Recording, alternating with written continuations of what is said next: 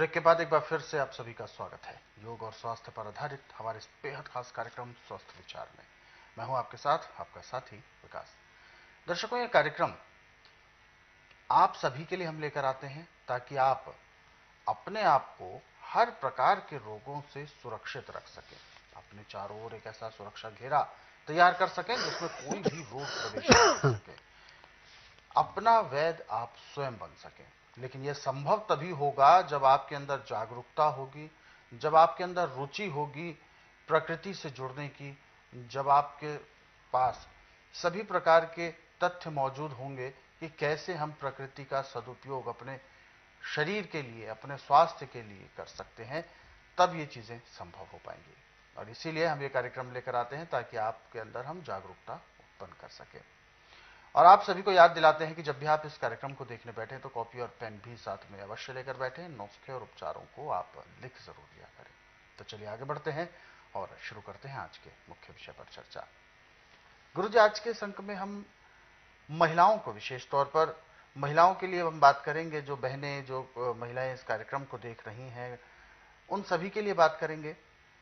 एक दौर था पहले का और एक आज का, जिसे मॉडर्न युग कहा गया है। इसमें और पहले में बहुत परिवर्तन आ गया है। रहन सहन में तो आ ही गया है, बीमारियों में भी आ गया है। पहले इतनी बीमारियां नहीं हुआ करती थी, लेकिन आज के समय में महिलाओं को सर्वाधिक बीमारियां उत्पन्न हो गई हैं। और खास तौर पर जैसे कि उनका एक चक्र, जिसे मासिक कहते हैं, वो बिगड़ना, सिस्ट बनना, रसौली होना, गर्भ की अनियमितता यानी गर्भ ना ठहरना, इस तरीके की बहुत सारे कॉम्प्लिकेशंस महिलाओं के जीवन में आ गए हैं। शारीरिक तौर पर परेशानी क्यों ऐसा हो गया है, एकाएक क्यों बढ़ने लगा है, ये केसेस क्यों ज्यादा होने लगे? देखिए, औरतों में एक सबसे भयंकर बीमारी हो गई कि नाड़ा बांधना तो भूल ही गई है।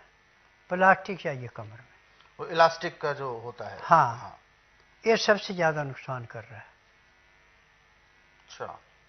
क्योंकि ट्यूबें यहाँ से चलती हैं कान के पास से, ऐसे घूम के यहाँ आती है, फिर सुंडी पे फिर जाती है यूट्रस में। तो जब उसका दबाव पड़ता है तो जैसे दूध फट जाता है, ऐसे खून फट जाता है वहां पे आके। अच्छा। प्रेशर से, गर्मी से होके फट जाता है। तो उसमें ट्यूबों में तो सिस्ट बनना शुरू होते हैं, और यूट्रस में जब वो आता है तो वहां रसौली बन जाती है। मेडिकल में तो इसका इलाज कहीं है नहीं, और मेरे पास इसका इलाज ऐसा है जैसे दूध में से मक्खी निकालना। 15 दिन के अंदर मासिक धर्म खुल के आना शुरू हो जाता है, और जैसे कैंचुए होते हैं ऐसे छोटे छोटे टुकड़े रसौली के सिस्ट के निकल के साफ हो जाते हैं। औरत को पता भी तभी लगता है जब वो बाथरूम जाएगी कि डेट तो आ गई है, दर्द नहीं होता। एक कारण तो कपड़े का पहनावे का हो गया जी। दूसरा कारण हो गया गलत खान पान का। आपको मासिक धर्म आ रहा है फिर भी फ्रिज के रखी चीजें खा रहे हैं, वो भी इसको बढ़ावा देती है। और आपको मासिक धर्म आने वाला है, आपने ठंडी चीजों का सेवन ज्यादा कर दिया तो भी हो जाएगा। अब इसमें छोटे मोटे रोग के लिए तो औरतों के लिए केवल मेथी काफी है। जैसे देखा कि मासिक धर्म ठीक नहीं आया, 1 चम्मच मेथी, 1 गिलास दूध, 1 गिलास पानी, गाय का दूध होना चाहिए, बकरी का, भैंस का दूध नहीं चलेगा, डेयरी का नहीं चलेगा। उसमें उबाले, पानी सूख के, दूध भी 1 गिलास का पौना गिलास रह जाए, नीचे उतार लें। नीचे उतारने के बाद जब 15 से 18 डिग्री टेम्परेचर रह जाए तो उसको पीना शुरू करें। सिप सिप करके पिए, 1 गिलास पीने में आधा घंटा लगा दें। तो उससे ट्यूबों के सिस्ट में भी और रसौली बन रहे उसमें भी परिवर्तन आ जाएगा, वही उसको निकाल देगी जब स्टार्टिंग है। परंतु जब रोग बिगड़ गया तो इससे राम नहीं मिलेगा, फिर नाड़ी परीक्षण के बाद दवाइयाँ खानी पड़ेंगी। उसके लिए 8 चीजें मिलाई जाती हैं। 8 चीज़ें यदि मैं टीवी के माध्यम से बताने लगूं तो टाइम बीत जाना, फिर आगे कोई काम होना है। और मेरी दवाइयाँ पूरे संसार में किसी भी डॉक्टर की दवाई से नहीं मिलती। मेरी दवाइयाँ अलग हैं। मुझे 10,000 जड़ी बूटियों की पहचान है जिनसे मैं दवाइयाँ बनाता हूँ, और मेरी अपनी फार्मेसी दवाइयाँ बनाने की। ये दवाइयाँ रजिस्टर्ड है, पेटेंट है, इनका साइड इफेक्ट कोई नहीं है। और आज मैंने पूरे संसार से एक निवेदन किया कि जिस रोगी का उपचार करनी उसका उपचार मेरे पास है, परंतु रोगी का 12 घंटे पेट खाली होना चाहिए। रात 10 बजे से लेकर जब तक मैं नाड़ी परीक्षण करूं, एक बूंद भी पानी नहीं पीना, कुछ खाना, ना मुंह से बोलना कि मुझे तकलीफ है, ना कोई टेस्ट रिपोर्ट लानी। जब मैं नाड़ी परीक्षण करूंगा तो मैं खुद बोलूंगा कि आपको ये तकलीफ है, और उसके बाद दवाइयाँ देके उसी दिन 20% आराम भी परमानेंट कर दूंगा। और 15 दिन की दवाई से 50 से 60% आराम मिलेगा। 1 महीने में रोग समाप्त होगा, दवाइयाँ बंद हो जाएंगी। और औरत जो पैंट पहन रही है और प्लास्टिक पहन रही है, इनके लिए मेरे पास आने की कोई आवश्यकता नहीं है। इनको मैं दवाई नहीं देता।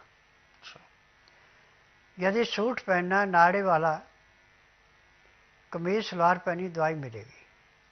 आप पैंट पहन के आती, दवाई नहीं मिलेगी। और आपने नाड़े की जगह पे प्लास्टिक पहन रखते हो, नब्ज में प्लास्टिक आ जाएगा, तो आपको कहीं पहले कपड़े बदल के आओ, तब दवाई देंगे। और जिन औरतों को 7 किलो की भी रसौड़ी थी, वो भी 1 महीने में समाप्त की है, क्योंकि दवाइयों के अंदर जड़ी बूटियों में गुण है। आज संसार में कोई ये नहीं कह सकता कि मैं इस रोगी को ठीक कर सकता हूं। जिस दिन रोगी आता है, मैं उसी दिन 15 से 20% आराम तो परमानेंट कर देता हूं।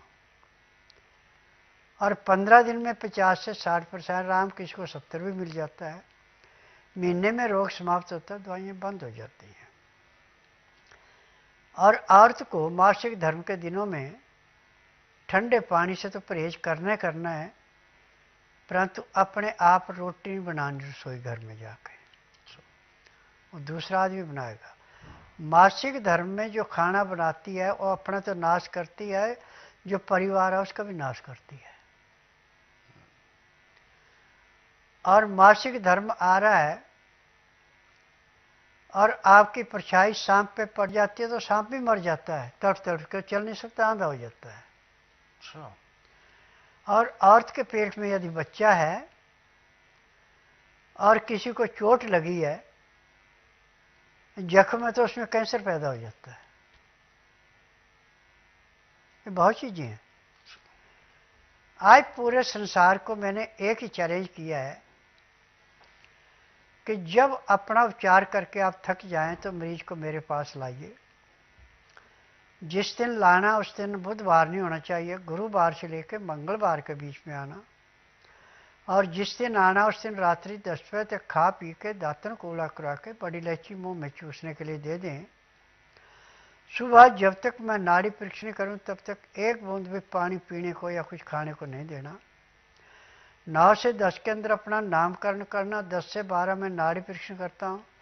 नाड़ी परीक्षण में पैर के तलुए से सिर के बाल तक की MRI, CT scan, x ray, ultrasound, ECG, sonography, सब कुछ 5 सेकंड में हो जाता है। फिर इसके बाद दवाइयाँ खाने की हैं, पीने की हैं, मालिश करने के तेल हैं, आँख में, नाक में, कान में डालने की दवाइयाँ, दांत मंजन है।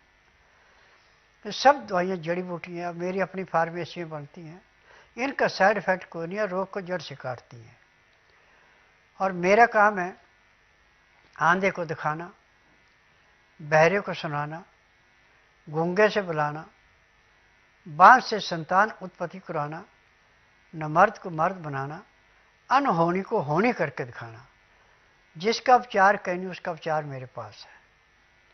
और आज हिंदुस्तान छोड़ के पूरे संसार के अंदर टीवी के माध्यम से, यूट्यूब के माध्यम से जो मेरा प्रोग्राम देखते, फ़ोन पे बात करते हैं, मैं उनसे एक ही बात करता हूँ, यहाँ आते हैं तो इलाज है, दवाइयाँ मैं किसी को भी उनके फ़ोन पे या किसी चीज़ पे नहीं भेजता। परंतु एक बार नाड़ी परीक्षण करने के बाद दूसरी बार दवाई लेने के लिए आ जाए तो सोने पे सुहागा, नहीं तो आपको कुरियर से दवाई भेज दी जाती है। आप बताते हैं कि मुझे इतना आराम हो चुका है, तो दवाई कुरियर से चल देती 15 दिन की। यदि 15 दिन बाद फिर तकलीफ रहती है तो फिर नाड़ी परीक्षण करना पड़ता है कि क्या गलती की है।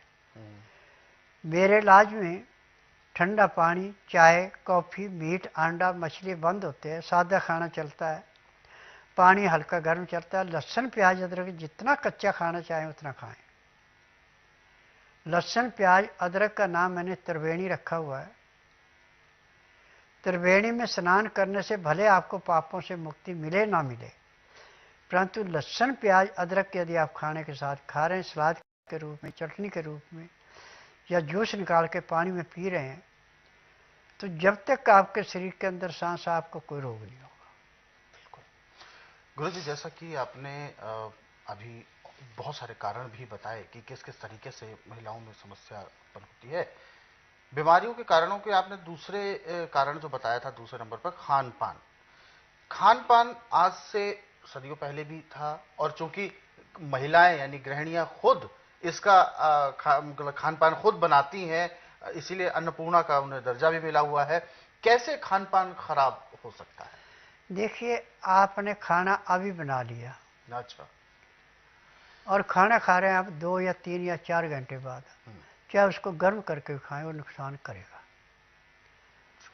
जब भी आपका खाने का टाइम हो, खाने वाले को बैठा लें, आप खाना बनाते जाओ, देते जाओ, और दाल सब्जी भी उसी टाइम की ताज़ी ताज़ी होनी चाहिए। और दाल सब्जी में सिंधा नमक या काला नमक, काली मिर्च और हल्दी, ये चीज़ें लाजमी हैं।